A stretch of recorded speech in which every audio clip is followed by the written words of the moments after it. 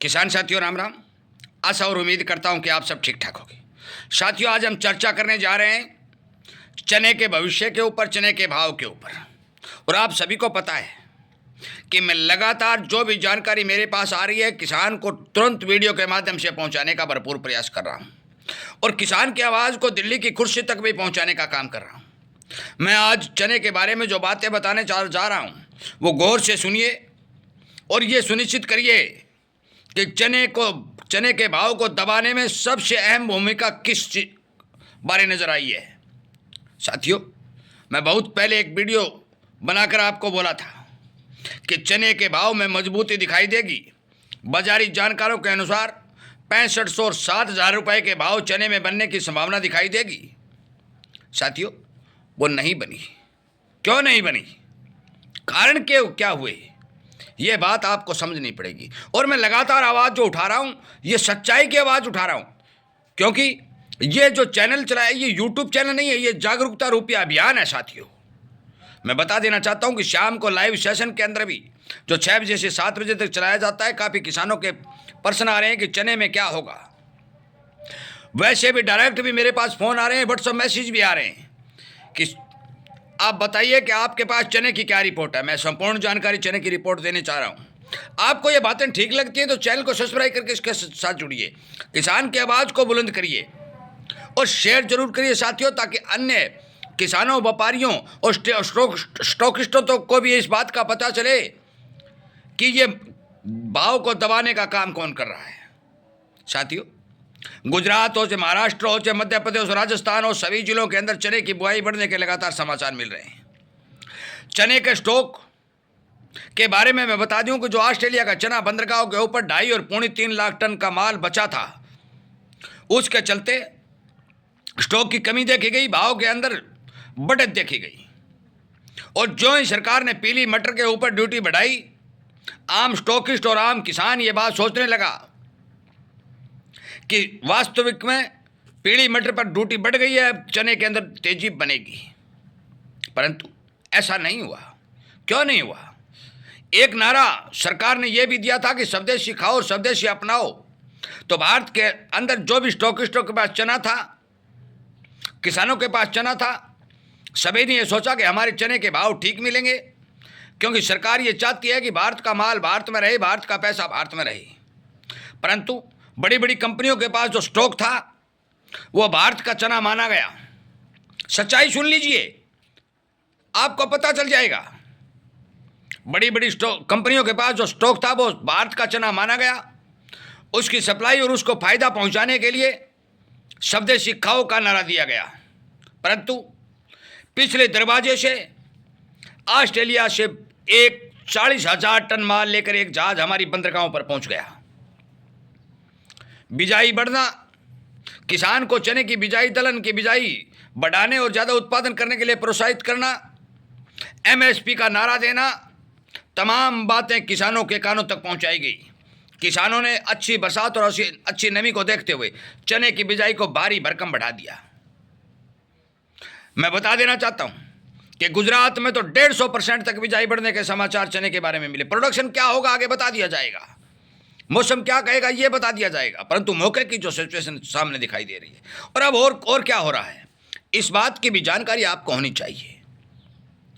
30,000 ton माल लेकर के Australia से पहला जहाज 5 दिसंबर को हमारी बंदरगाह पर पहुंचने जा रहा है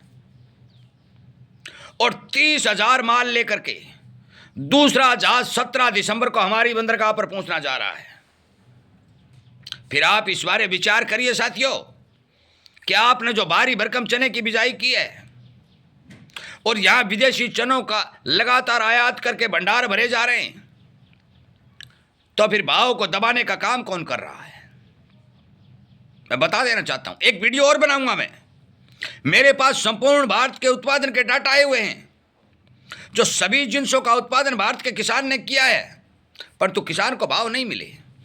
इतना भारी भरकम उत्पादन करने के बाद भी किसान के सिर के ऊपर कर्ज चढ़ गया है। इसका सबसे बड़ा कारण क्या है वो भी उस वीडियो में बताने जाऊंगा, क्योंकि आज भारत का पैसा विदेशों में जा रहा है। मौके पर सरकार 10% ड्यूटी लगा करके चना भारत में प्रवेश कर रहा है।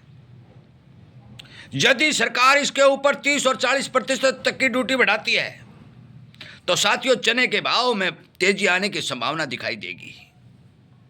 और यदि नहीं बढ़ाती है और इसी रेंज के अंदर चना विदेशों से जहाज भर भर के भारत में आता रहेगा तो मान के चलो कि चने के अंदर भारी भरकम तेजी की संभावना दिखाई नहीं दे रही है। देश में अच्छी डिमांड चल रही है। भारी डिमांड के चलते आपको यह बात बताई गई थी बाजार के जानकारों ने, स्टॉकिस्टों ने, कि चने की जो पिछली पैदावार थी, खपत को देखते हुए, 150 करोड़ जनता की मांग को देखते हुए चने के ठीक भाव बनने चाहिए थे, क्योंकि पहली साल चने के 8,000 रुपए तक के भाव किसान को मिले थे। क्यों मिले थे? उस टाइम चने का स्टॉक कम था, ऑस्ट्रेलिया से माल बहुत कम आ रहा था, कनाडा, ब्राजील जैसे देशों के से लगातार सप्लाई घट रही थी, जिसके कारण डिमांड के तौर पर किसान को भाव मिले। आज ऑस्ट्रेलिया में 100% की कटाई संपूर्ण होने के समाचार मिल रहे हैं और विदेशी लोग, मैं स्पष्ट तौर पर बता देना चाहता हूं, विदेशी लोग अपने जिन्सों का स्टॉक घटाने के लिए सस्ते में भारत को अनाज उपलब्ध करा रहे हैं और उस सस्ते के लालच में सरकार आयात कर रही है। जो कंपनियां आयात और निर्यात का काम कर रही हैं उन्हें टैक्स के मामले में भारी भरकम छूट दे रही है और भारत के भंडार विदेशी अनाजों से भरे जा रहे हैं, जिसके कारण किसानों को ठीक भाव नहीं मिल रहे हैं। और इसीलिए मैं कहता हूं, इस सच्चाई और इस किसान की आवाज को बुलंद करने के लिए सरकार की कुर्सी तक पहुंचाइए और सरकार से विनय निवेदन प्रार्थना करिए कि आप अपनी आयातित नीतियों में बदलाव करें। आज व्यापार घाटा होता जा रहा है, सरकार की हाथ पांव फूलते जा रहे हैं, परंतु व्यापार घाटा कितना ही हो जाए फिर भी बाहर से माल आ रहा है। ये कौन मंगवा रहा है? इतना भारी भरकम सरकार को नुकसान हो रहा है, राजस्व का इतना नुकसान हो रहा है साथियों कि कोई उसकी सीमा नहीं है। क्योंकि फ्री ड्यूटी जो नरमा बाहर से आ रहा है, 10% पर चना आ रहा है, सोयाबीन आ रही है, सोया तेल आ रहा है, कनेला तेल आ रहा है। इस भारत के अंदर विदेशी सामानों का इतना भारी भरकम सामान आया है कि मान के चलो कि सरकार उस घाटे की भरपाई नहीं कर सकती। ये सच्चाई है। आज व्यापार घाटा इतना बढ़ चुका है। व्यापार घाटा क्या होता है? कुछ किसान साथियों की समझ में नहीं आएगा। व्यापार घाटे का मतलब ये होता है कि बाहर से माल बहुत ज़्यादा आया, परंतु भारत का माल बाहर कम गया, क्योंकि सरकार ने निर्यात के ऊपर रोक लगा दी। आज गेहूं की निर्यात पर रोक लगी हुई है, चावल के निर्यात पर रोक लगी हुई है। क्यों? प्याज के निर्यात पर रोक लगी हुई है। क्यों? आज भारी भरकम गेहूं के जो प्रोडक्ट, बिस्कुट आदि बनते हैं, उन पर भी रोक लगी हुई है। आज गेहूं और चावल का भारी भरकम उत्पादन होने के बाद भी निर्यात पर रोक है, तो किसानों को भाव नहीं मिलने वाले। प्याज के किसान प्याज की शव यात्रा निकाल रहे हैं, सच्चाई है ये। इधर मक्का के किसान सड़कों पर मक्का बुहा रहे हैं, सोयाबीन के किसान मारामारी करते फिर रहे हैं। फिर भी जिस चीज का भारी भरकम उत्पादन है, देश के अंदर भंडार भरे हुए हैं, उसी चीज के निर्यात को सरकार रोक के रखती है। तो फिर किसान के अच्छे दिन कहां से आएंगे? मैं एक वीडियो बनाऊंगा, आपको बताऊंगा कि हमारे देश के अंदर 24 के अंदर कितना अन्न पैदा हुआ, कितना बाहर गया, कौन कौन सी जिनसे किस किस मात्रा में पैदा हुई। ये सारी जानकारी वीडियो के माध्यम से आप तक पहुंचाऊंगा। और मैंने एक बीड़ा उठाया है कि किसान को जागरूक और सावधान करना अति जरूरी है, क्योंकि उसे सभी जिनसों के बारे में यह पता चलना चाहिए कि आज जो नुकसान मौके पर हो रहा है वो किस कारण हो रहा है। साथियों, चने के अंदर भारी भरकम तेजी के समाचार दिखाई नहीं दे रहे हैं। जो बात पहले ही थी वो बात क्लियरिटी सही होती दिखाई नहीं दे रही है, क्योंकि चने की फसल आने में जो समय पड़ा है, उस समय के अंदर जितनी चने की डिमांड है, देश के अंदर स्टॉक भी है और बाहर से लगातार जहाज भर भर के जो 40-40, 30-30 हजार टन माल लेकर के भारत में आ रहे हैं। मैंने चने के बारे में संपूर्ण जानकारी दी। यदि कोई नई जानकारी आएगी, सरकार चने के ऊपर ड्यूटी बढ़ाएगी, भाव बढ़ने के समाचार मिलेंगे, तो आपको वीडियो के माध्यम से संपूर्ण जानकारी दे दी जाएगी। आगे फरवरी और मार्च में चने का जो उत्पादन कितना आने की संभावना बनेगी, वो भी उत्पादन के तौर के ऊपर मौसम को देखते हुए आपको जानकारी दे दी जाएगी। मेरा काम है बाजार की जानकारी देना, फसल की जानकारी देना और सरकार की नीतियों के बारे में आपको बताना। मैं किसी के पक्ष और बेपक्ष में बात नहीं करता हूँ, मैं किसी को बेचने और रखने की बात नहीं करता हूँ।